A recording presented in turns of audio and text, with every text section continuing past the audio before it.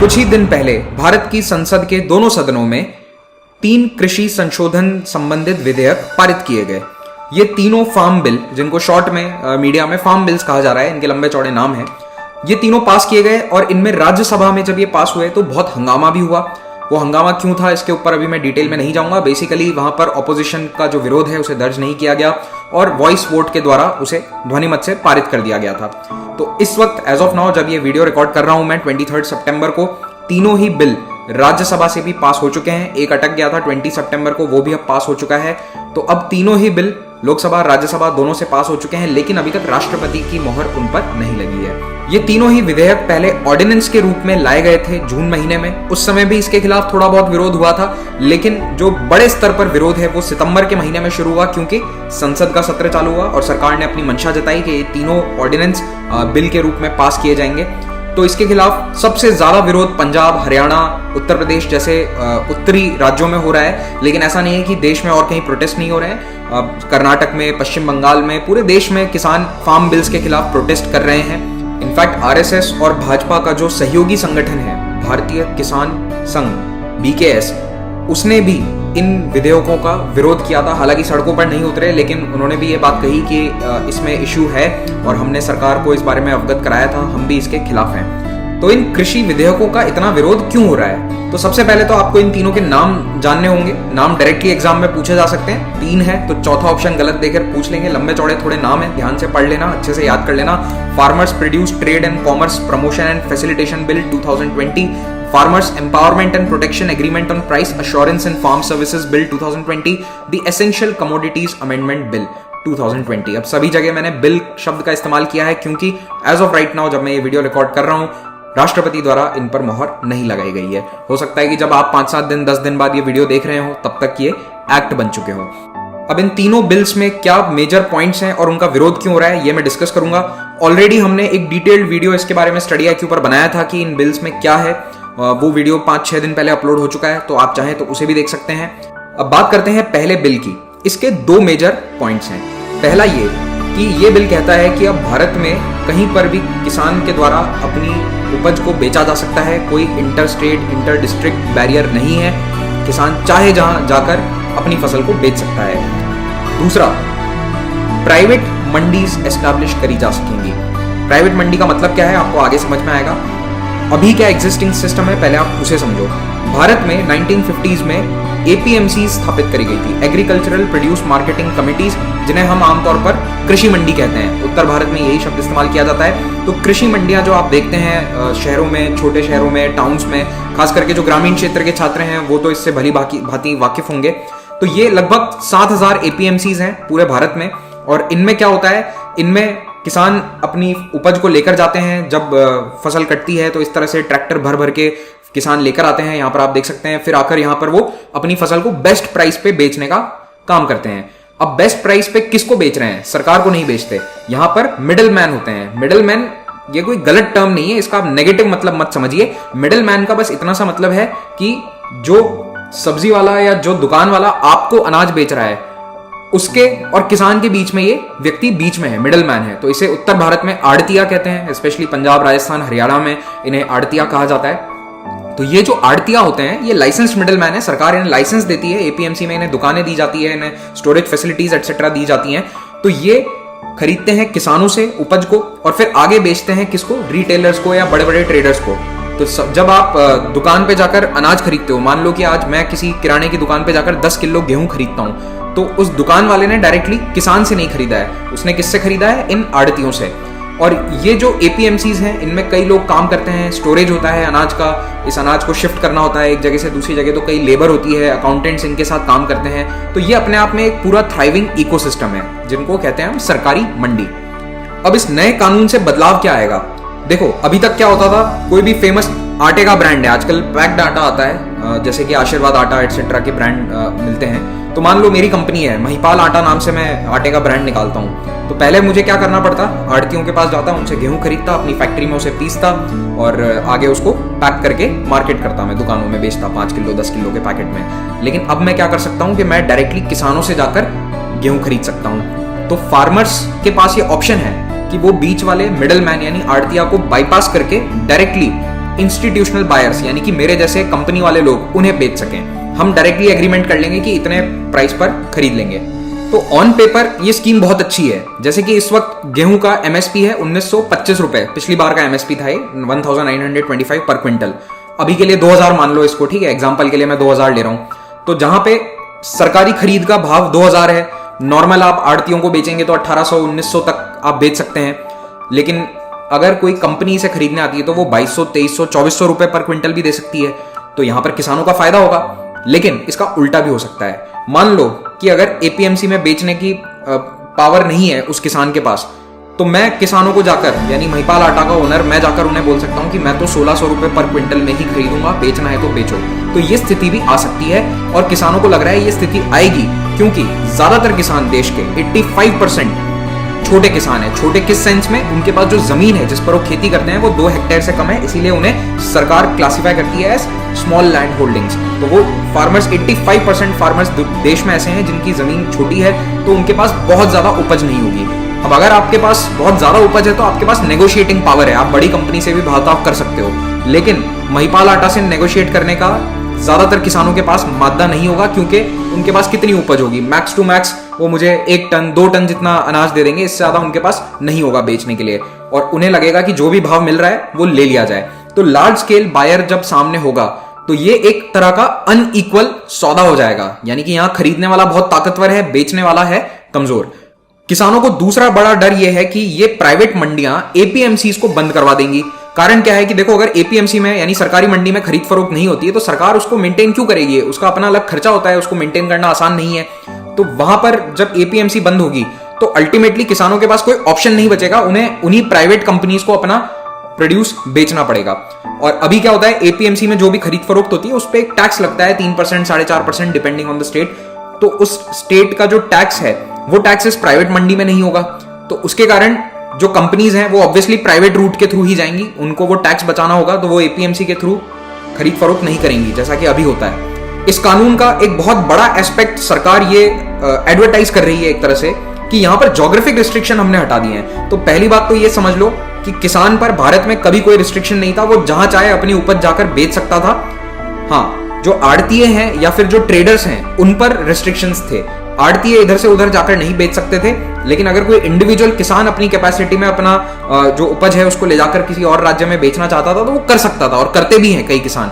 लेकिन यहां पर मेन फैक्टर क्या आता है कि ट्रांसपोर्ट पर खर्चा आता है, ट्रांसपोर्ट और स्टोरेज पर भी। मान लो कि आप अपने राज्य में आपको अच्छा भाव नहीं मिल रहा है उपज का, आप दूसरे पड़ोसी राज्य में लेकर गए, 500-800 किलोमीटर आपने ट्रांसपोर्ट भी करवा दिया, लेकिन वहां पर अगर आपका सामान उपज नहीं बिकता है तो फिर उसको स्टोर भी तो करना पड़ेगा, वेयर हाउस चाहिए, स्टोरेज फैसिलिटी चाहिए। तो ये सब दिक्कतें होती है। इसलिए ज्योग्राफिक रिस्ट्रिक्शन हटाना ऑन पेपर बहुत अच्छा लग रहा है, लेकिन अगेन प्रैक्टिकली अगर आप इसे देखें तो ये किसानों के लिए बहुत फायदेमंद नहीं होगा, क्योंकि अगर किसान को ही ट्रांसपोर्ट का जो बोझ है वो उठाना पड़े तो वो उसके लिए इतना फायदेमंद साबित नहीं होगा। यहां पर स्टेट गवर्नमेंट्स का भी एक कंसर्न है। एपीएमसीज में जो भी खरीद फरोख्त होती है उसके ऊपर एक टैक्स लगता है, इससे सरकार के लिए भी एक आमदनी जनरेट होती है। अगर एपीएमसीज बंद हो जाती हैं या फिर यहां पर खरीद फरोख्त कम हो जाती हैं तो राज्य सरकारों के लिए एक आमदनी का जरिया चला जाएगा। इन एपीएमसी मंडियों में लाखों मजदूर भी काम करते हैं, बोरियों को इधर से उधर करना, अकाउंटेंट्स काम करते हैं हिसाब किताब का, इन सब के जॉब्स पर भी असर पड़ेगा। अब आते हैं दूसरे बिल पर, agreement on price assurance and farm services bill, जिसको मैं कॉन्ट्रैक्ट फार्मिंग बिल कहूंगा, क्योंकि इसमें कॉन्ट्रैक्ट फार्मिंग के बारे में लीगल बातें कही गई है। कॉन्ट्रैक्ट फार्मिंग का क्या मतलब है? अगेन महिपाल आटा वाला एग्जांपल ले लो। मेरी कंपनी है, मैं आटा बेचता हूं मार्केट में, तो मुझे गेहूं खरीदना होगा।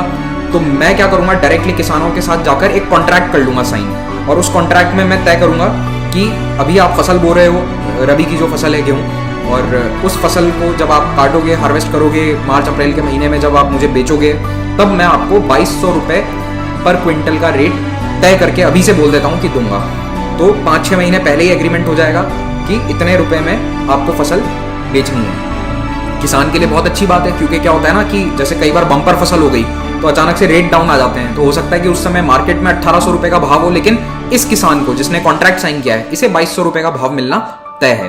ओके, अगेन बहुत अच्छी स्कीम है, क्योंकि क्या हो रहा है, जैसे कि अब महिपाल आटा हो गया या फिर कई सारे ब्रांड्स हैं जो इस तरह से सब्जियां आजकल बेचते हैं एयर कंडीशन शॉप्स में, तो इनको डायरेक्ट कस्टमर्स को बेचना होता है तो ये किसानों से खरीद सकते हैं। बीच में अगेन मिडल मैन चला जाएगा, तो कॉन्ट्रैक्ट से काफी फायदा है।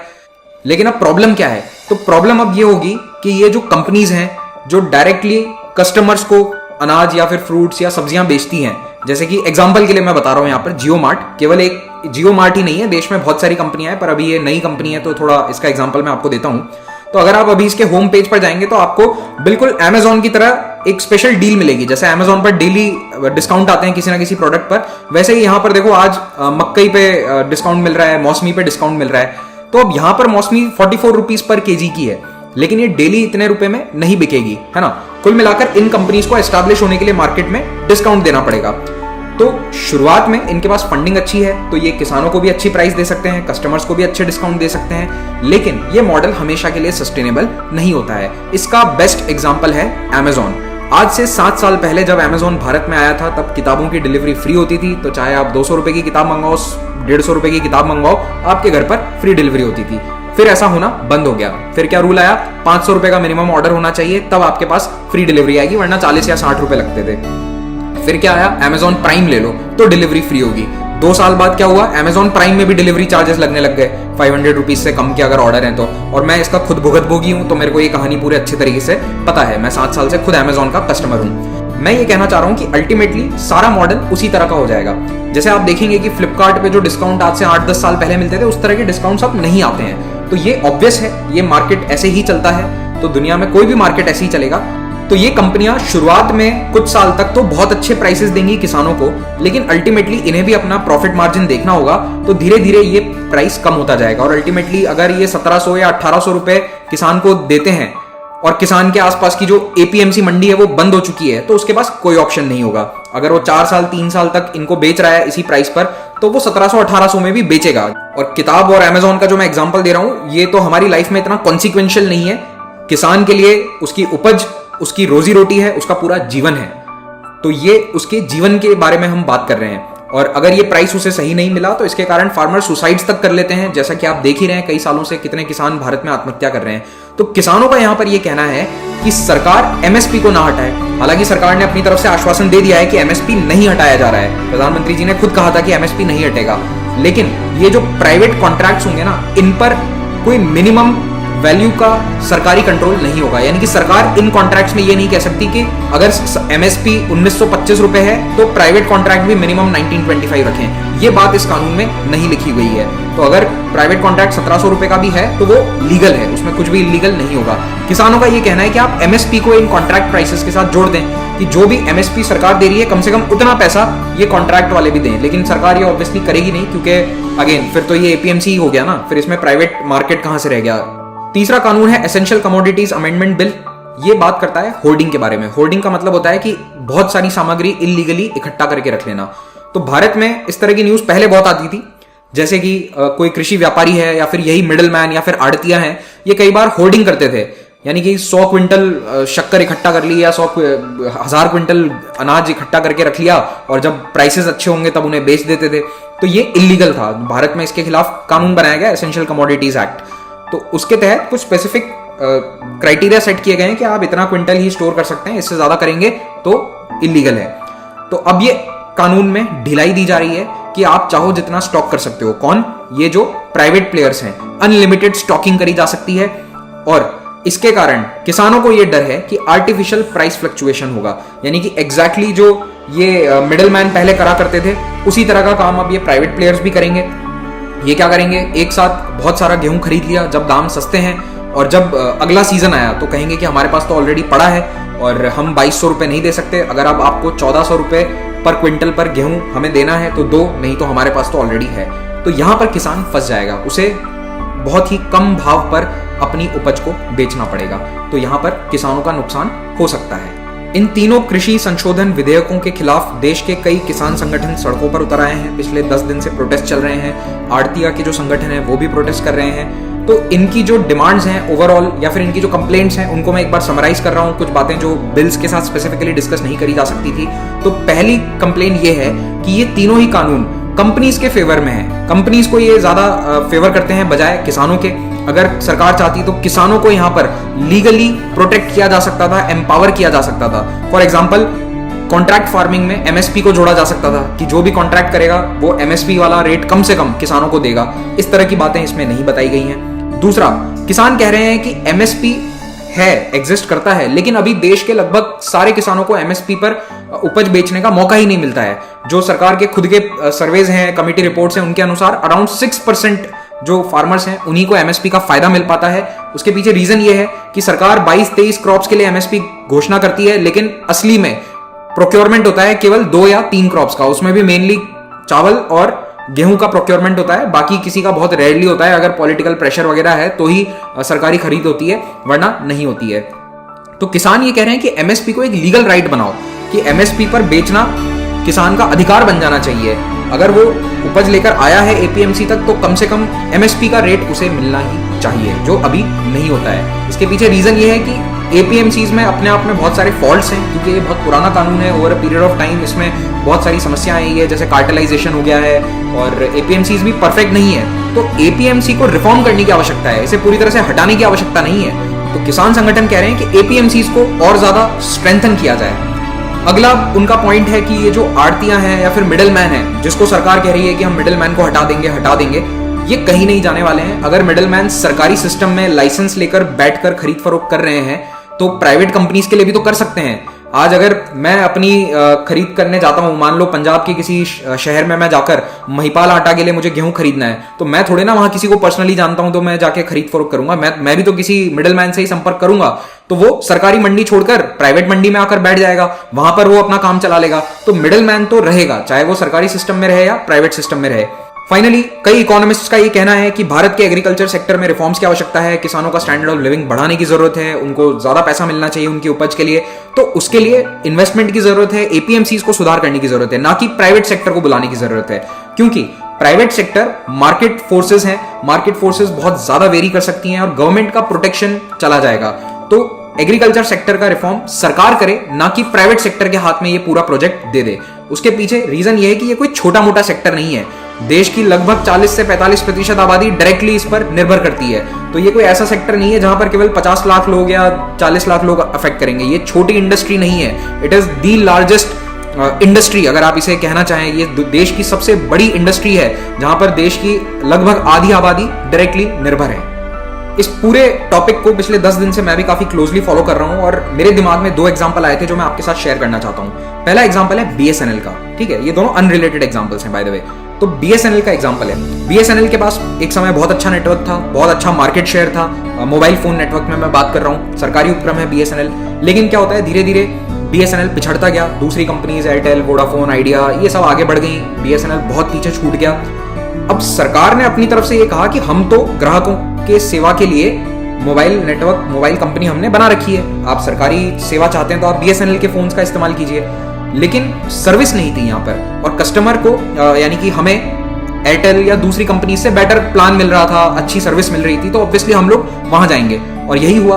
अब अल्टीमेटली क्या है कि ये सरकारी सेवा 10 साल के अंदर अंदर ऑलमोस्ट बंद होने के कगार पर आ चुकी है। आप सभी जानते ही हैं इसकी स्थिति क्या है। जब दूसरी सर्विसेज थी तो बीएसएनएल सर्वाइव नहीं कर पाया। और आपको मैं बता दूं कि आज भी कई ऐसे क्षेत्र हैं, ऐसे गांव हैं जहां पर एयरटेल और प्राइवेट कंपनीज के नेटवर्क नहीं है, लेकिन बीएसएनएल का नेटवर्क है, क्योंकि ये एक सरकारी कंपनी थी। तो उन गांवों को बहुत नुकसान होने वाला है अगर बीएसएनएल कंपनी बंद हो जाती है, उसके टावर बंद हो जाते हैं, क्योंकि वहां तक प्राइवेट प्लेयर्स अभी नहीं जाएंगे, क्योंकि उनके लिए वो प्रॉफिटेबल नहीं है, मुनाफा नहीं है छोटी जगहों पर टावर लगाना। तो इन बिल्स की जो आलोचना कर रहे हैं उनका भी यही कहना है कि एपीएमसी, सरकारी मंडियां भी कुछ इसी तरह से धीरे धीरे बंद हो सकती हैं। 1 साल में नहीं होंगी, लेकिन 5 साल 10 साल में हो सकती हैं। और इसके लिए हमारे पास एग्जाम्पल्स भी हैं, जैसे कि बीएसएनएल। दूसरा उदाहरण है जियो का। जियो भारत के मार्केट में 2016 में एंट्री करता है। फ्री में सिम दिए गए, इंटरनेट प्रैक्टिकली फ्री था, पूरी तरह फ्री नहीं था, लेकिन बहुत सस्ते प्लान थे। तो बहुत जल्दी इन्होंने एक बड़े मार्केट सेगमेंट पर कैप्चर कर लिया। If I am not wrong, around 30% market share mobile phone networks का जियो के पास आ गया था विद इन 2 ईयर्स। लेकिन फिर क्या होता है, 2018-2019 में इन्होंने अपने प्लान थोड़े से बढ़ा दिए, थोड़े से महंगे कर दिए। और अब भारत में केवल 3 ही बड़े प्लेयर हैं इस मार्केट में, टेलीफोन वाले मार्केट में। तो अब इन तीनों के हाथ में है, जो चाहे ये प्लान रख सकते हैं। अगर जियो तीनों मिलके अगर डिसाइड करें कि आज इंटरनेट बहुत सस्ता है, 1 GB पर डे आपको मिल जाता है, अगर ये रिस्ट्रिक्ट होकर 500 MB हो जाएगा तो हम कुछ नहीं कर सकते हैं। We are at the mercy of the market forces, है ना। हम सरकार को ये नहीं कह सकते कि जियो को जाके बोलो कि 1 GB की जगह 2 GB करे। That is not possible and that is illegal. तो कुल मिला के मैं यही कहना चाह रहा हूं कि प्राइवेट जब मार्केट फोर्सेस आ जाती हैं तो मार्केट फोर्सेस के विम्स एंड फैंसीज पे होता है सब कुछ। अब मोबाइल फोन सेवा भी एक तरह से एसेंशियल सेवा है, लेकिन ये आपके प्लेट में खाना नहीं देती है। तो इस पूरे सिनेरियो को अगर मैं समराइज करूं तो इसमें देखो दो चीजें हो सकती है भविष्य में इन कानूनों के कारण। पहला है सिनेरियो ए कि प्राइवेट मार्केट्स के आने से किसानों को बहुत अच्छे प्राइसेस मिले, मार्केट सुधर जाए, एपीएमसीज में जो प्रॉब्लम्स हैं वो सारी प्राइवेट मार्केट सॉल्व कर दे, किसानों का भविष्य सुधर जाए और डबल इनकम हो जाए। बहुत अच्छी बात है, मैं तो खुद पर्सनली चाहूंगा कि ऐसा हो। लेकिन दुनिया की सच्चाई हमें और एग्जाम्पल पुराने ये बताते हैं कि दूसरा सिनेरियो भी पॉसिबल है, यानी कि अगर सरकार का कोई कंट्रोल नहीं है, एमएसपी मिलना तय नहीं है किसानों को, तो कंप्लीटली किसान मार्केट के फोर्सेस पर होंगे, कॉर्पोरेट के विम्स एंड फैंसीज पर होंगे, और जो भी प्राइस उन्हें मिलेगा वो उन्हें लेना पड़ेगा। तो इससे किसानों को नुकसान होगा लॉन्ग टर्म में। अब होगा क्या ये तो भविष्य ही बता सकता है, हम अभी कुछ नहीं कह सकते, बट जो भी प्रोज एंड कॉन्स थे वो मैंने आपको बता दिए। Thank you for watching this, have a great day.